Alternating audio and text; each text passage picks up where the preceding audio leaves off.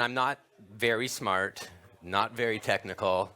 And so all these complex issues, man, I hear one side and I hear the other side. And I just have to decide who I trust more, I guess, if I was to try to come up with a decision like who I should be following. So I just try not to. If people ask me, I'm just like, pfft. But again, I'm a journalist, so that should be good, right? That I don't have a position. So when the strange thing happened that I was invited to moderate this, I was more surprised than anybody. I said yes, and then the organizer said, "Okay, have you looked at the site? Are you sure?" And I was like, "Oh, of course. I'm coming to Netherlands, hosting a Bitcoin conference. How could I say no?" And then I started looking, and I was like, "Wait a second. There's kind of a slant here to this. I don't know if this is quite an impartial thing." And I started really, what did I just sign up for?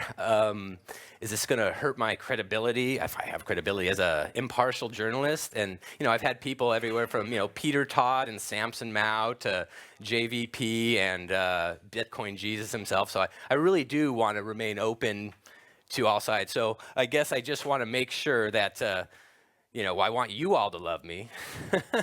I want to make sure this isn't seen like I am somehow aligned with, basically, this is all the groups here, I feel like, that hate Bitcoin Core. And, does that, I don't know. Okay. Don't hate Bitcoin Core. Just a little annoyed by, I have to admit, Adam Back I thought was a pretty cool dude, but he's gotten a little trollish lately on Twitter. He didn't used to be quite as, so, and it's tough because at this conference, at any conference, everybody seems about the same to me. You all seem as nice as any other people. Everyone seems super nice. And everything I'm hearing, again, I'm not that smart, sounds very reasonable. SegWit people, they're like, that sounds reasonable. SegWit is going to die. I hear people, I've heard both opinions because we've got some small blockers here too about what happens when the chain splits, like very dramatic differences of opinion. And since everyone who's giving me those opinions is so much smarter than me, I have no idea. But just to kind of be a little bit more equal here, I wanted to put this on. I am impartial. I don't know anything. I'm not a big blocker or a small blocker. I'm just the MC. I did not organize this event. So I just wanted to make sure I can still be a journalist. Yes, small blockers, go ahead, get the picture with me on here. Big blockers, forget you saw that. And I actually reached out to Jameson before this because I felt like, okay, he's someone I can kind of hold on to as maybe values were a little bit different than everybody else's here. So I actually reached out to him and told him, I'm glad you'll be here, Jameson. And so our next speaker is Jameson Lopp.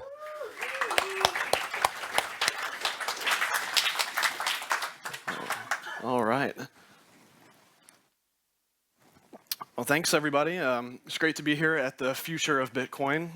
Now, the motto for this conference is discovering Bitcoin's future, and I think that is on point. Now, as I have extensively argued in my writings, it may not be possible for any of us to fully understand this system, and it may not be possible for us to steer it onto the path that we want it to go on. We're really all just learning about the system as we go along. Regardless of what point you may be on this understanding Bitcoin curve, we're all huddled together on a life raft in an ocean of financial turmoil, and we're just trying to figure out how the hell we build it into a battle cruiser. So, we all know where the story begins. On an obscure cryptography mailing list in 2008, someone using the pseudonym Satoshi Nakamoto sent an email with a white paper, and he said, "I've been working on a new electronic cash system that's fully peer-to-peer with no trusted third party." And Satoshi was far from the first person to propose an electronic cash system. Many of the cypherpunks on this list had grown weary of the slew of failed attempts over the decades. Many of those who responded to Satoshi poked and prodded at the proposal, claiming it could never work in practice due to fundamentally flawed assumptions around the scalability or the game theory of the system itself. The names of those first few respondents to Satoshi will be lost to history, while the name of the man who responded differently shall never be forgotten, Hal Finney. Where most cypherpunks cynically saw only the potential for failure, he saw the potential for success. Never mind that Hal had previously devised his own system of digital cash called reusable proof of work, which was also based upon Hashcash. He was focused on the big picture. Bitcoin seems to be a very promising and original idea, he said. I'm looking forward to seeing how the concept is further developed. Hal realized that he had once thought that similar systems would also fail for the same reasons that others were thinking Bitcoin was going to fail, but he was wrong and wasn't going to make that mistake again. Hal cooperated with Satoshi over the coming months. He found many bugs in Satoshi's code and fixed them. He mined many Bitcoins with his CPU and received the first ever Bitcoin transaction that was sent peer-to-peer. Hal went a step beyond simply being an adversary to Bitcoin proposal. He brought a builder's mindset to the game. Now, I bring this all up today because I see many Bitcoiners acting like the first respondents to Satoshi, overly pessimistic from years of adversarial thinking and frustration. Now, when you're involved in public discourse about the future of Bitcoin, I hope that you'll ask yourself, what would Hal do? Several years ago, Balaji Srinivasan gave an Introduction to Bitcoin presentation in which he stated that Bitcoin mining is a coopetition, when what he meant by this was that Bitcoin miners are simultaneously competing 24/7, 365 to find the next valid block, and they are also cooperating to secure and extend the same blockchain. This got me to thinking, perhaps we've been going about this all wrong. Perhaps we've been focused on the wrong things and fallen into a trap of our own making. And by being too focused on competition and throwing cooperation out the window, we are missing opportunities to grow this ecosystem. So I make no claims to being an expert in game theory. I only got interested in this concept a few months ago, but my understanding is that every game is comprised of the same few basic elements. And today I'll mostly be talking about players and rules in respect to this game that we call Bitcoin. As Craig noted yesterday, Bitcoin is not a democracy. Bitcoin is not an oligarchy. It's not even left-leaning anarchy. It's capitalism. And the four types of players in games of capitalism are customers, suppliers, competitors, and complementers. It's important to realize that none of the players in a game are fixed. An effective strategy may entail bringing in new players or pushing out existing ones. For example, if you only have one supplier, you might want to pay for other suppliers to enter the game in order to make new material for your markets cheaper. And you may want to commoditize those products. On the other hand, if you're considering becoming a new player to a game as a supplier, you should actually try to get compensated up front by your future customers because you're bringing competition into the game and you're going to be saving the existing players, customers, a lot of money. So within this players element, we can actually use the concept of the value net to express the relations between the players. And the value net is a way to explain the interdependencies between players in a game. Now there, as you can see, are both vertical and horizontal components to this value net. Vertically, it demonstrates that users or customers and suppliers are both value creators.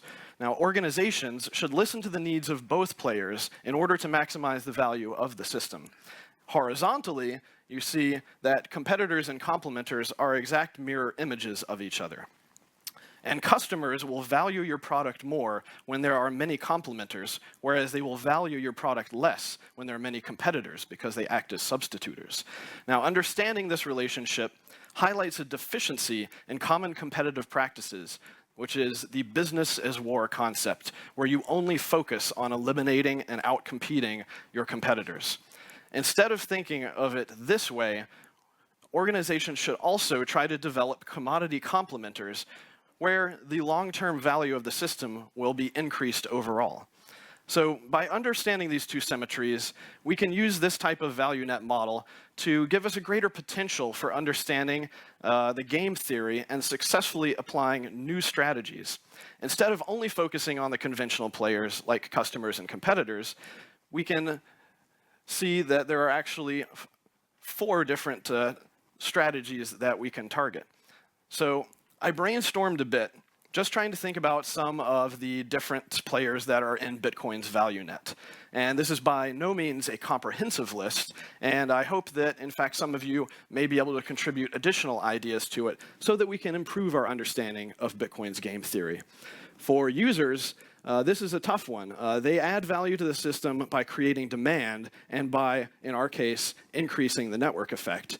But because there are potentially so many use cases for Bitcoin, we could say that potential users are everyone in the world, or at least everyone above a certain age.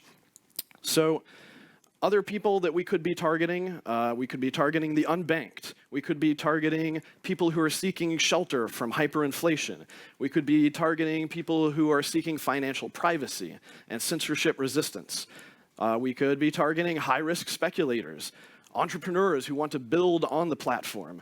Of course, we could be targeting libertarians and anarchists who want freedom from the control of state and central banks. Suppliers, on the other hand, they increase value by adding resources to the system. Some examples that came to mind: developers who write software, thus adding utility to the Bitcoin ecosystem; miners who are providing their hardware and capital and electricity resources to securing the system from computational attack; full nodes who are essentially validating data, replicating data, enforcing consensus rules on the network; and traders and market makers who are providing liquidity to markets and hopefully, as we go along, continuing to increase and stabilize the exchange rates. With competitors, these are entities that decrease the value of a system by acting as substitutes. So on a similar vein, because Bitcoin could be used for so many things, you could say there are also quite a few different competitors. Some obvious ones being fiat money, other payment rails like credit cards and wire transfers, precious metals, other stores of value, other crypto assets, of course, central banks, or even if we're thinking of Bitcoin as a new type of economic voluntary interaction system where we're getting rid of authorities, we could consider all authorities, rule creators, and rule enforcers to be potential competitors to this system. On the complementer side, these are entities that increase value by bundling extra utility on Bitcoin. That would be things such as consumer apps, other use cases, wallets, tumblers, even non-monetary applications like notarization and timestamping services. And of course, merchants accepting Bitcoin, especially unique merchants such as darknet markets. And second layer networks could bring completely new types of utility onto Bitcoin. So an interesting revelation that I had from looking at the value net is that there are 3 different player types that we could target without threatening any competitors and still increase the value of the system. So I pose to you that there may, in fact, be many opportunities by targeting those 3 player types that will be easier and offer a greater return on our investment. Remember, we are tiny. We are vastly outnumbered and outcapitalized by our competitors at this point. We've heard things like Bitmain, Blockstream, InChain, many other entities in this space who have raised hundreds of millions of dollars, which is great. They have war chests, but that's still a drop in the bucket compared to what we're facing. I pose to you that we do not want strong competitors to feel threatened by Bitcoin until it's too late for them to respond. The crypto asset industry is in competition, not just with itself and with alternate coins, but we're in competition with many, many industries. One example, we're in competition with the entire high-tech industry over a very limited supply of software engineers and talent. As such, we should be trying to develop and foster a welcoming community for these developers.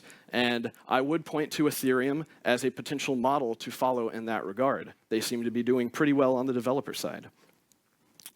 Speaking of developers, In terms of the developers, we already see coopetition happening amongst developers on a single team.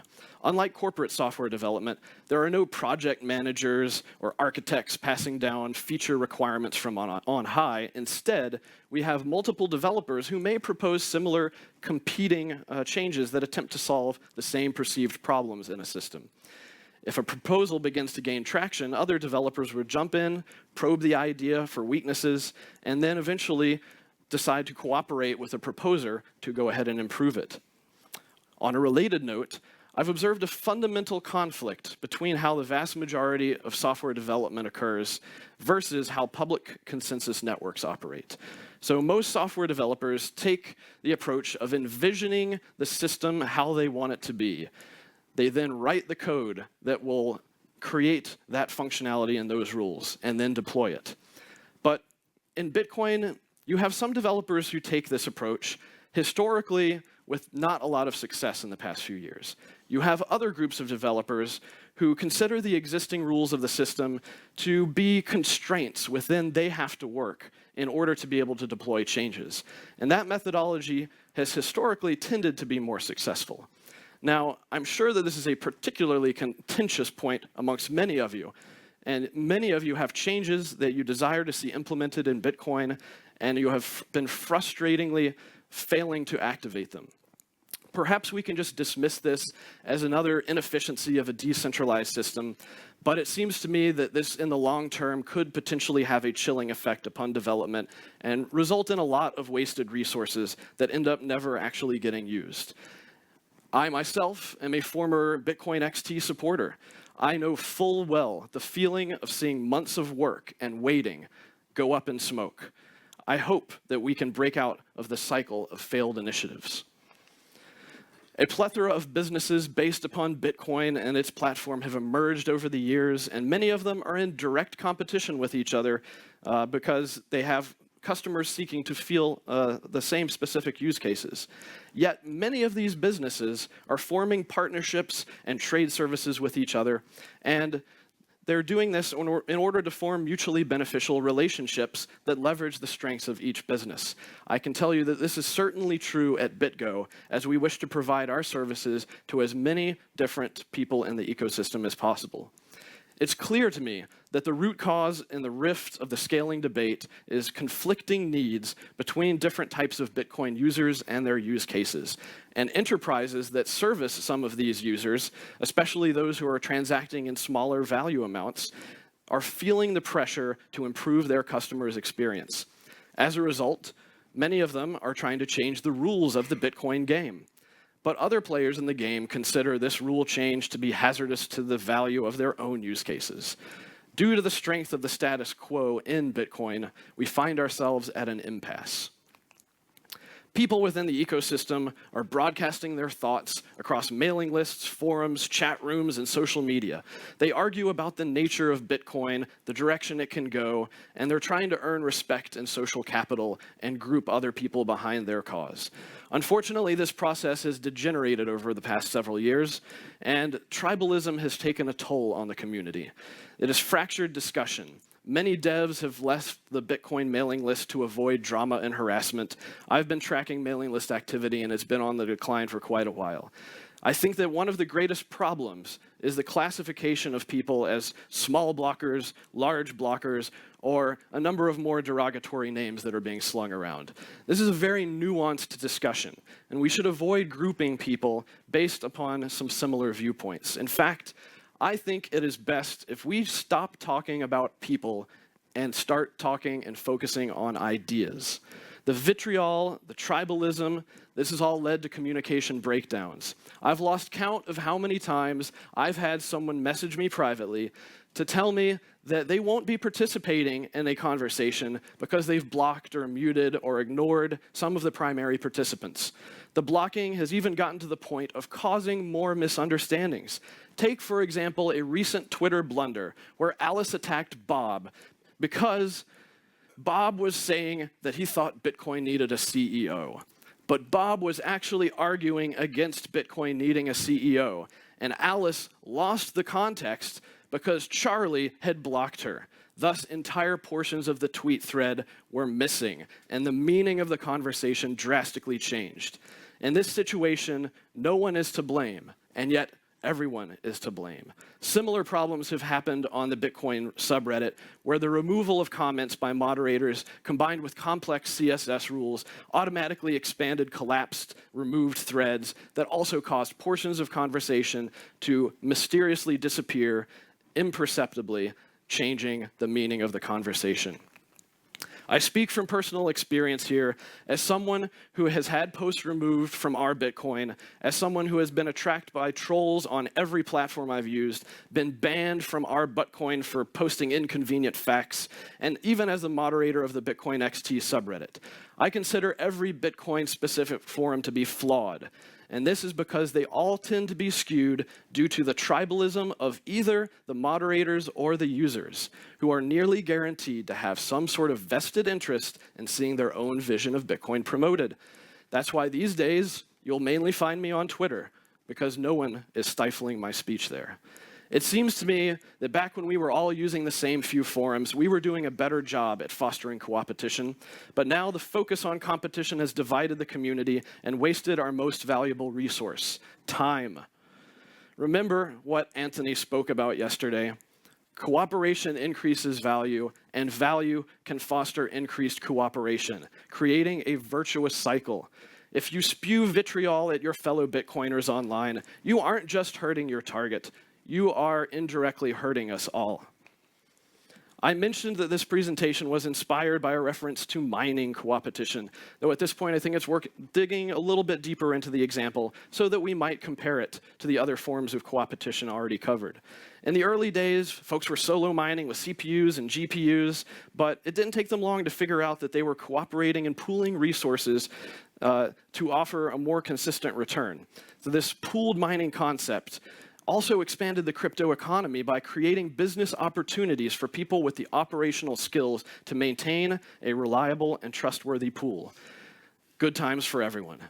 As you're surely aware, there are a handful of companies that now control a significant portion of Bitcoin's hashing power. You're also aware that any entity that gains a majority of hashing power, or possibly less with selfish mining strategies, can effectively control the blocks that get added to the tip of the blockchain over a long period of time. So it's not a stretch to imagine that a handful of mining companies could communicate in private and decide to form a cartel by working together to orphan all of the blocks being mined by entities outside of the cartel. This could shut out the rest of the competition and thus split the pie amongst a smaller number of people, giving them larger slices, larger fees, and block rewards. And Nicola recently made an economic argument that logically this could cause mining to devolve into a duopoly. So why don't we see this cartelization happening? I pose to you that it's because miners know that Bitcoin is more valuable when they're building on top of each other's work, rather than just throwing away large amounts of work for a short-term gain. Miners are cooperating to secure and extend the same blockchain. If some miners change the protocol to be incompatible with the rest, and the blockchain forks as a result, these two sets of miners are no longer in coopetition. They are merely in competition. And this drastically changes the game theory and equilibrium of the system by also reducing security, because it's now computationally cheaper to attack each chain fork separately. And this is but one of many reasons why we should be cautious to avoid contentious forks of all kinds. Bitcoin is a very interesting game. None of us are being forced to play. We all have our own incentives for playing. But I think that a fundamental disconnect between the different sides of this debate is that they're playing different games. And those who view Bitcoin as digital gold and accept a trade-off of higher transaction fees in return for a lower cost of full blockchain validation, they believe that the rules of the protocol are intentionally hard to change and that we should work within the confines of the rules to improve the system's scalability without compromising forward compatibility. On the other hand, those who view Bitcoin more as a payment system that needs to have low transaction fees in order to be competitive and reach mass adoption, they believe that the rules of the system must change in order for it to evolve and increase in utility and value. Neither of these views is necessarily wrong. They're just different games. It's a lot harder to foster coopetition when you're not playing the same game. Is it possible that this is an irreconcilable difference? Sure. I completely agree with what Peter said in his talk, that Bitcoin is fundamentally based upon ideology. We are just using science to bring our ideology into reality by running fully validating nodes that automatically enforce the rules that we, the node operators, agree with. But I hope that you agree with me that the game of Bitcoin is more fun and more valuable when it has more players. Should Bitcoin endure a permanent chain split, I fear it would set a precedent for more fracturing in the future, causing further loss of network effect and greater confusion over the identity of Bitcoin for users who are trying to decide what they want. With regard to rule changes, I think it's also worth looking at how the competition ends up being affected.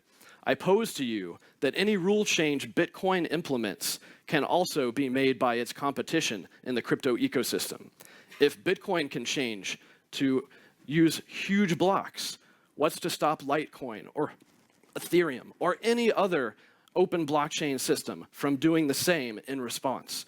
I suspect that changing the protocol to target low on-chain transaction fees will result in a cryptocurrency price war with a race to the bottom, and price wars tend to end in Pyrrhic victories.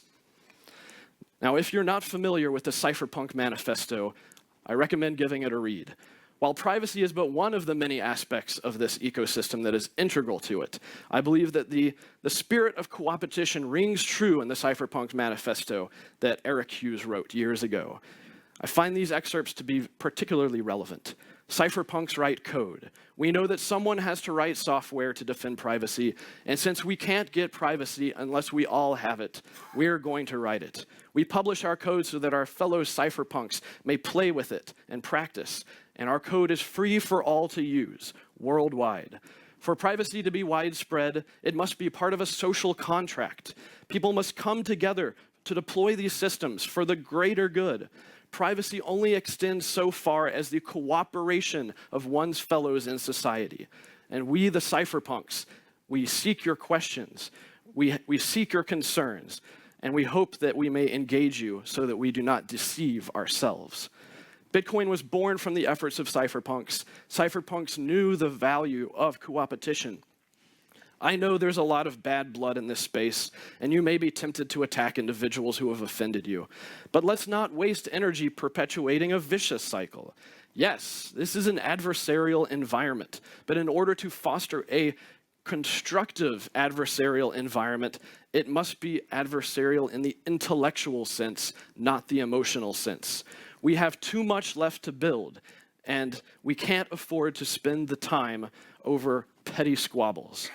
What would Hal do?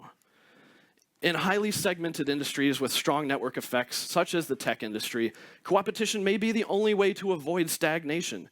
In fact, it is often difficult in the tech industry to get new products off the ground. The market demands technical standards before it can adopt anything at a mainstream level. But it can take years of fruitless, cutthroat competition that inhibits the overall growth of the system before a clear winner emerges. Coopetition can help us avoid that by finding win-win scenarios.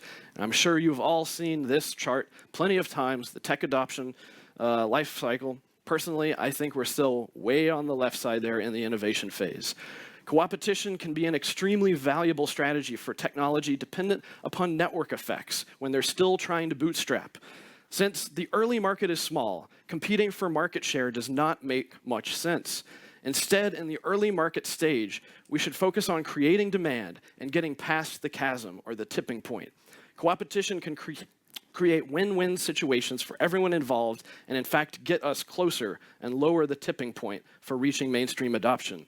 If we accept the premise that we don't have resources to quickly ramp up the entire ecosystem for mainstream adoption, how do we find the path forward? I'd argue that once you convince someone to own and store value in Bitcoin, they are incentivized to use their skills and resources to help make the system more valuable. In this manner, we can bootstrap the system organically. And what if, instead of targeting low-value use cases during the bootstrapping phase, we adopt a Tesla-esque strategy? That is, court the wealthiest of entities to be early adopters in this system, incentivize them to pay for the hard work, the innovation of the ecosystem. This could be high net worth individuals, hedge funds, even tiny nation states with currencies already dwarfed by Bitcoin. Last I checked, there were 140 countries whose M1 money supplies were less than Bitcoin's money supply. Surely, some of them have far more to gain than to lose by taking a first mover advantage in the global transition to crypto assets. The tricky part here is that Bitcoin does not have a marketing department. It's up to each of us to spread it like a mind virus. We would need to find people already in the community who can build bridges to these high-value networks that we wish to target. If you think you fit this criterion or are interested in the idea, please contact me. Now, yesterday, Jihan mentioned that there's an incentive problem with development. Many contributors are unpaid volunteers. So what if, instead of relying upon a poorly defined process for funding protocol development with a scattering of grants and a scattering of companies that are paying for their own developers, we instead created some sort of multi-sig fund where enterprisers and high net worth investors contribute to and control in order to hire full-time protocol devs and or post bounties for feature development. I don't think that an idea like this needs to be baked into the protocol itself, as some cryptocurrencies have done. These are just a few random thoughts. There are certainly many more unexplored possibilities that are still out there. I suppose what I'm really trying to say is that we need to play a long-term game. We aren't building a technology that we want to take down a path that causes it to fail or become obsolete in a decade, like those Radio Shack products that Andrew showed us yesterday. We're building a system that must last for generations. The lifespan of the average fiat currency is 27 years. Imagine the global confidence that Bitcoin will acquire if we can exceed that mark. I'm confident that we can, and we'll find safe ways to take us down the path to mass adoption. All that is required is creativity and perseverance. Now, there's a famous quote by Herbert Swope that states, "I cannot give you the formula for success, but I can give you the formula for failure, which is try to please everyone." Bitcoin clearly cannot be everything we all want it to be at this stage. Otherwise, we risk it becoming nothing any of us want it to be. We're currently working with what amounts to a very small pie. Many of you are rightfully frustrated because you're watching use cases get priced out of Bitcoin, effectively shrinking the slices of the pie. You may feel powerless to stop portions of Bitcoin's user base from defecting to other crypto assets. For your own peace of mind, I recommend letting go of your anger and frustration. Accept that Bitcoin is beyond your control, and instead focus on figuring out the things that you can control with regard to Bitcoin's value net. That is how we can grow this pie. We can always compete later over how to slice up the pie. When developers, businesses, and users switch from coopetition to competition, it makes us all weaker. The great thing about coopetition is that it allows us to leverage free market capitalism to accelerate innovation, while still retaining the strengths afforded to us by network effects. And as Craig said yesterday, it doesn't matter how much we may hate each other. We're all in the same boat together. And as I see it, we're all huddled on a life raft in an ocean of financial turmoil. Instead of waging war with one another and splintering the raft, let's build a warship so that we may raid the coffers of the overconfident bankers in their overladen galleons. My fellow Bitcoiners, I look forward to cooperating with you for many years to come. Vires in numeris. Thank you.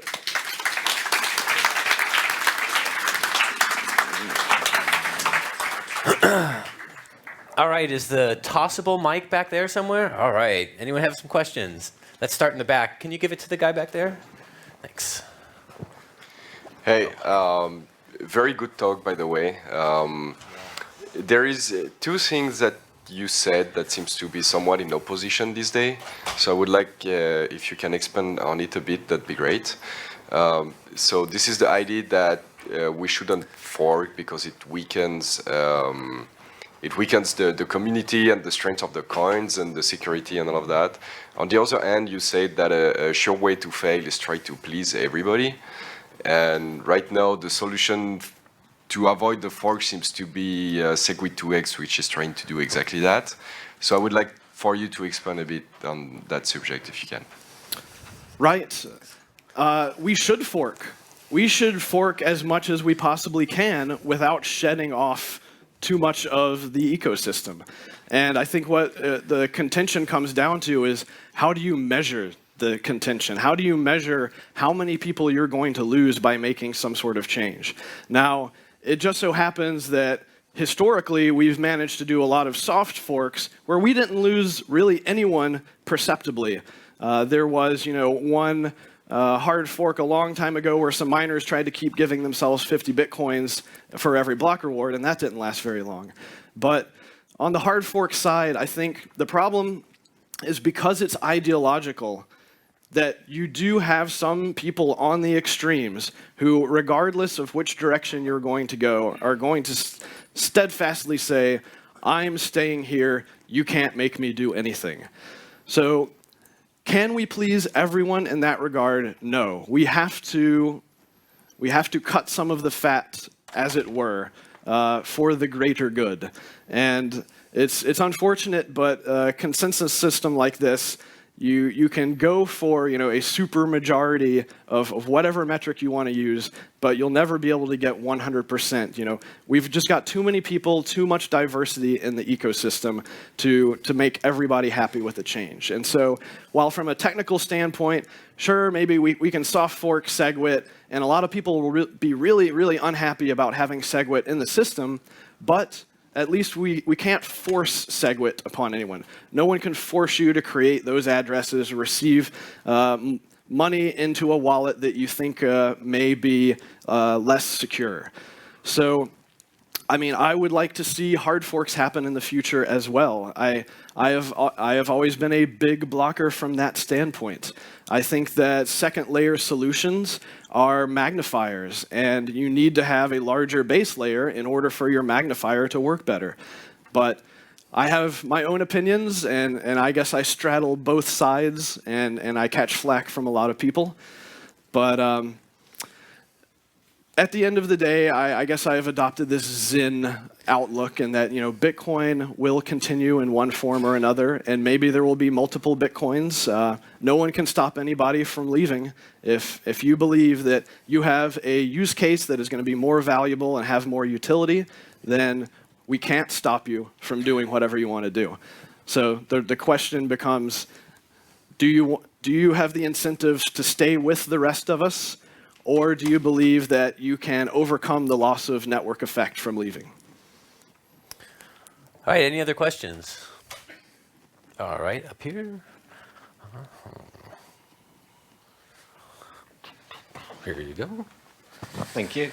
So when you talk about not being able to, you talk about a we, as in there's we need to push SegWits, but it's really asking the authority who controls the rules. So the developer, there is no we pushing SegWits, there's the developers asking the miners to implement it for them.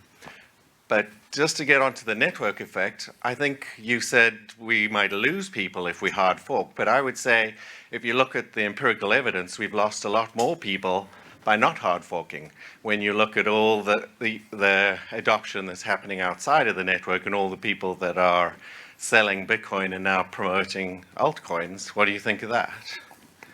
Yeah, and if we want to compete, with those use cases, then we would need much larger block sizes. We'd need to have much lower transaction fees, and it's certainly an option. I cannot stand up here and tell you that Craig Wright and Peter Risen are wrong. I believe it's certainly possible that we could have gigabyte block sizes and try to suck as much of the global transaction volume as possible onto blockchains and just have really high expensive nodes that are doing high volume stuff. Let's just keep with $50 nodes and 8 megabyte blocks. Sure. So we go to the extreme of $20,000 nodes, and then the other extreme we have $5 Raspberry Pis, and this ultimately comes down to what is the right cost we're doing this trade-off of the cost of a transaction fee versus the cost of full validation. And I don't have the authority to tell you what the optimal cost of that is. And I think that we have completely missed the ability to find a consensus on this cost of node operation metric or cost of transaction metric. It would be great if we could have some science. I think I postulated a year ago in an article that we could come up with some multi-dimensional matrix algorithm to determine a cost of full node validation and then try to target that, as technology continues to improve.